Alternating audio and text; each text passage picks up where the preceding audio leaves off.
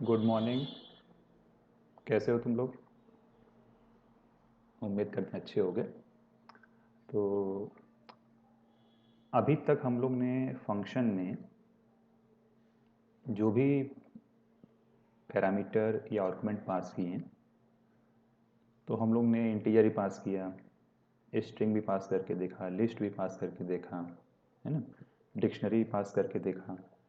तो इसमें तुमने पहले एक बार एक चीज़ सुनी होगी पहले, म्यूटेबल टाइप और इम्यूटेबल टाइप, है ना।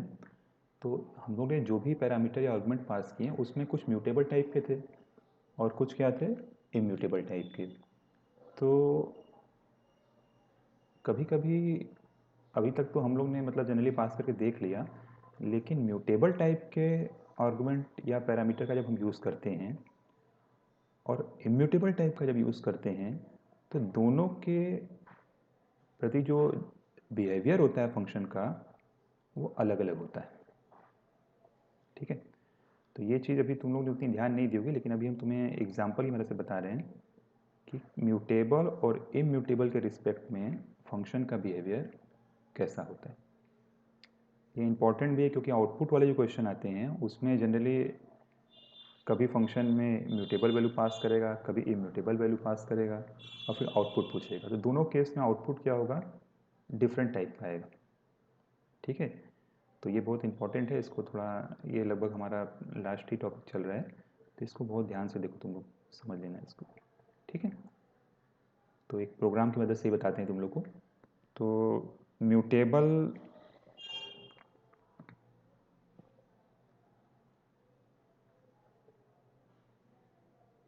का मतलब समझते ही होगे।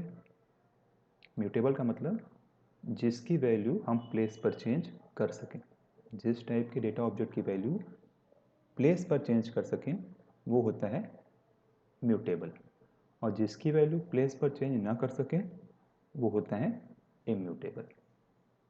ठीक है, जैसे आईएनटी है, इंटीजर है, फ्लोट है, स्ट्रिंग है, टपल है, ये सब हमारे क्या हैं, इम्यूटेबल हैं। जबकि लिस्ट है, डिक्शनरी है, ये क्या है, म्यूटेबल है। ठीक है, तो एक एग्जांपल की मदद से हम आपको बताते हैं। जैसे हम एक फंक्शन डिफाइन कर लेते हैं, डेफ फन वन नाम का। ठीक है, ये फंक्शन डिफाइन कर लेते हैं। इसमें हम एक पैरामीटर पास कर देते हैं, मान लो एन नाम का पैरामीटर पास करते हैं। अब एन यहाँ म्यूटेबल भी हो सकता है, इम्यूटेबल भी हो सकता है। तो पहले हम लोग इम्यूटेबल लेके चलते हैं। मान लो हमने एन पास कर दिया। ठीक, अब इसकी डिफिनीशन लिखते हैं बाद में, पहले हम अपना मेन फंक्शन जो है वो लिख लेते हैं। जैसे मान लो हमने एक नम नाम का एक वेरिएबल बना लिया, इसमें स्टोर कर दिया 4। ठीक है, नम में 4 स्टोर कर दिया। अब हम प्रिंट करा कर देख लेते हैं, प्रिंट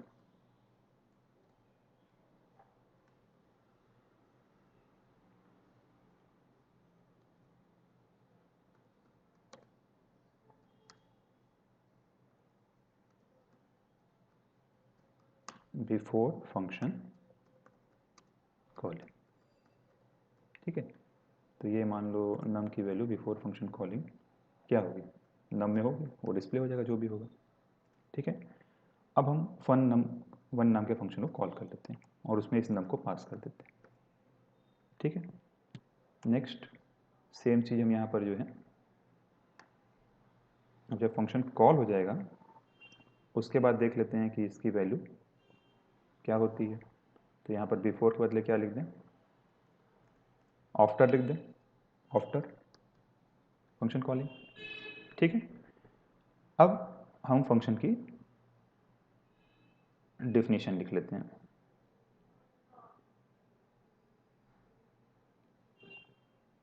ठीक है, फंक्शन की डिफिनीशन लिख लेते हैं। तो फंक्शन में हम कुछ खास नहीं करेंगे, केवल इसकी वैल्यू को, जो भी इसमें पैरामीटर पास किया गया उसकी वैल्यू को चेंज कर दें। तो पहले यहाँ भी प्रिंट करके देख लेते हैं कि हमें वैल्यू क्या रिसीव्ड हुई। प्रिंट रिसीव्ड वैल्यू, जो हमको रिसीव्ड हुई वैल्यू वो क्या हुई, एन में होगी। ठीक है, अब हम मान लो चेंज करते हैं, n इक्वल टू कर दिए n+7 कर दिए, ठीक, और फिर प्रिंट कर दिए, प्रिंट चेंज्ड वैल्यू, v कहाँ गया, चेंज्ड वैल्यू इनसाइड फंक्शन,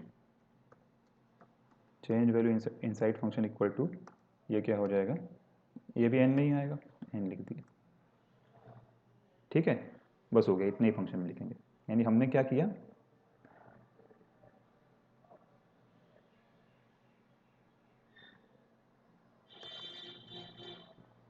एक नम नाम का वेरिएबल बनाया,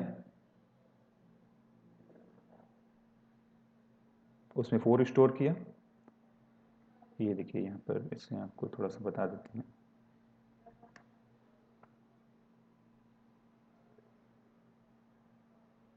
ठीक है, यहाँ पर देखिए एक नम नाम का हमने वेरिएबल बनाया, उसमें 4 स्टोर कर दिया,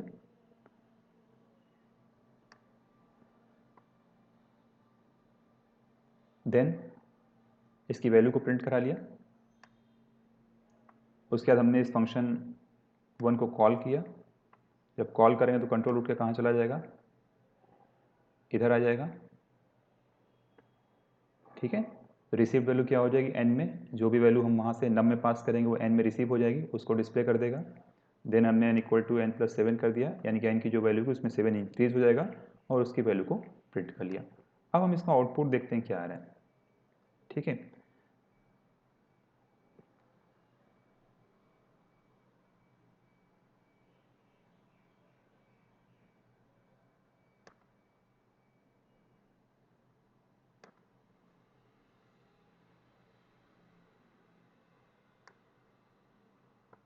इसका आउटपुट देखते हैं क्या आ रहा है, इसको रन करा लेते हैं,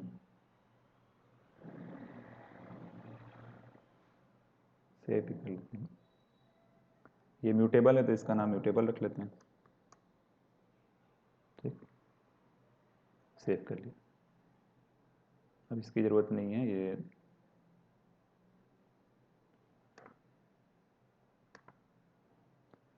देखो value of num before function calling कितना आ गया, 4 आ गया, रिसीव वैल्यू 4 हुई, चेंज वैल्यू इनसाइड फंक्शन कितनी 11 हुई, लेकिन जब फंक्शन कॉल होने के बाद फिर से हमने मेन में जब नम की वैल्यू को डिस्प्ले किया तो क्या रह गया, 4 का 4 ही रह गया।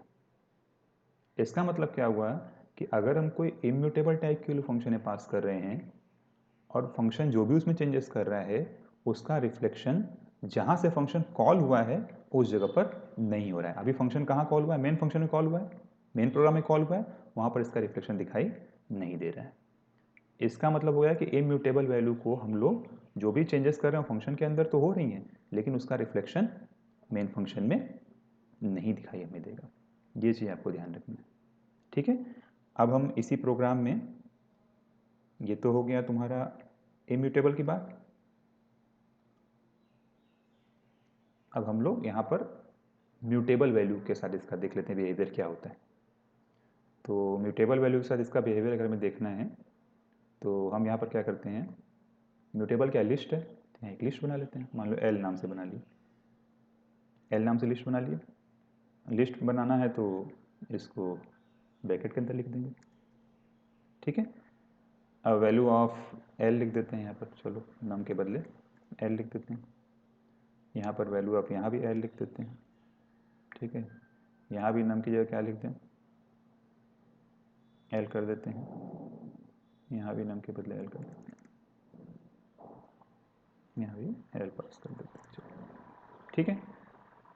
यहाँ पर मान लो लिस्ट है तो L1 लिख देते हैं, चलो रिसीव वैल्यू क्या हो जाएगी, L1 हो गई।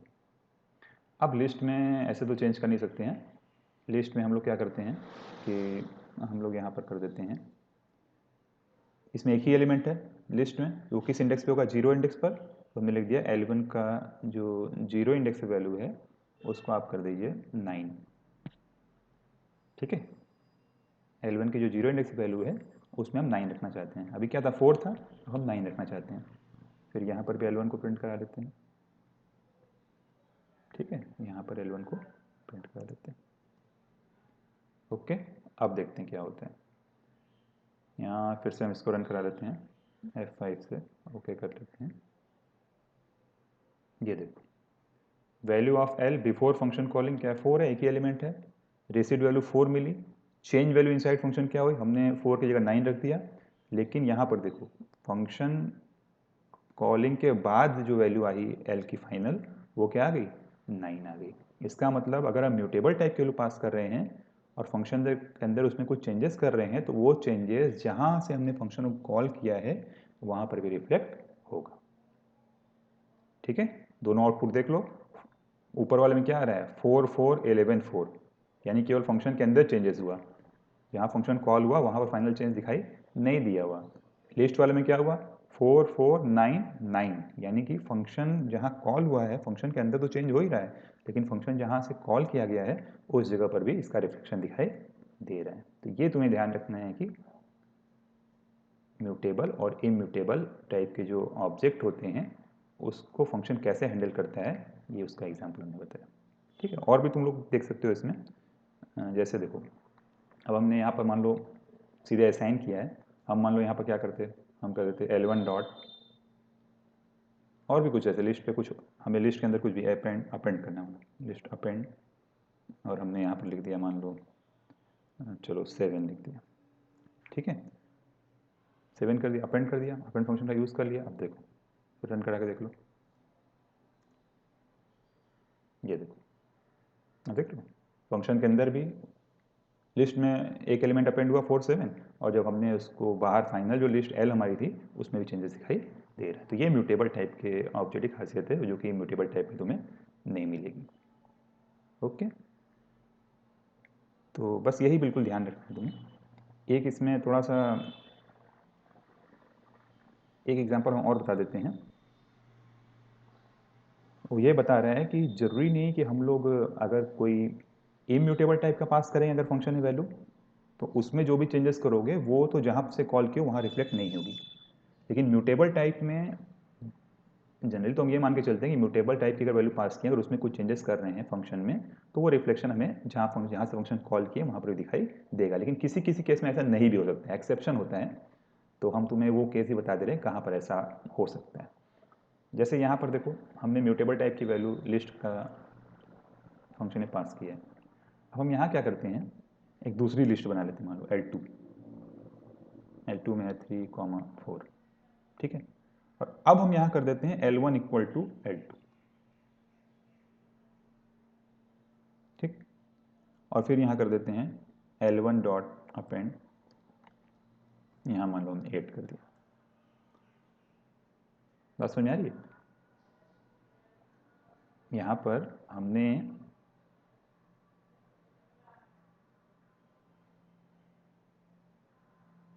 देखो,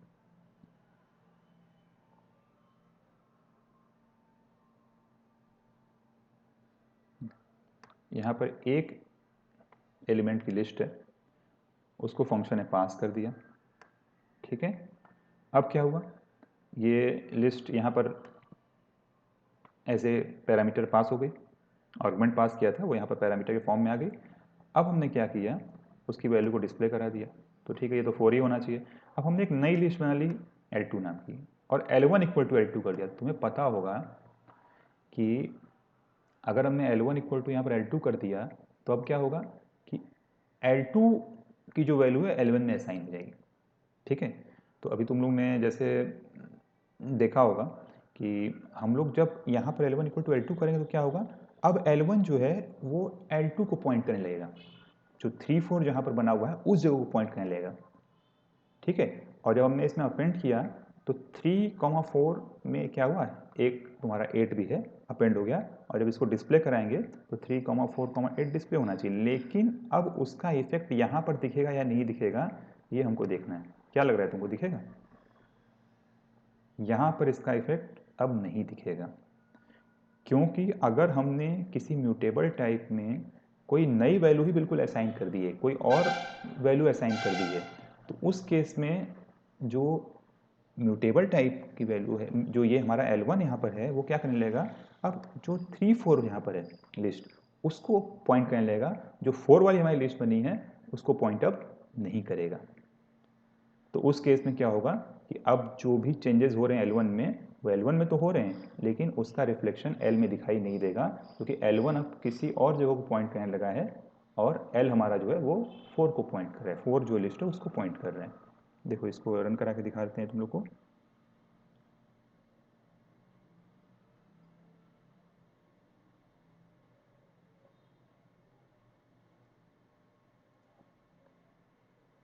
देखो L की वैल्यू पहले क्या थी, 4 थी, फिर रिसीव वैल्यू क्या हुई, 4 मिली, चेंज वैल्यू इनसाइड फंक्शन क्या हो गई, 348 हो गई।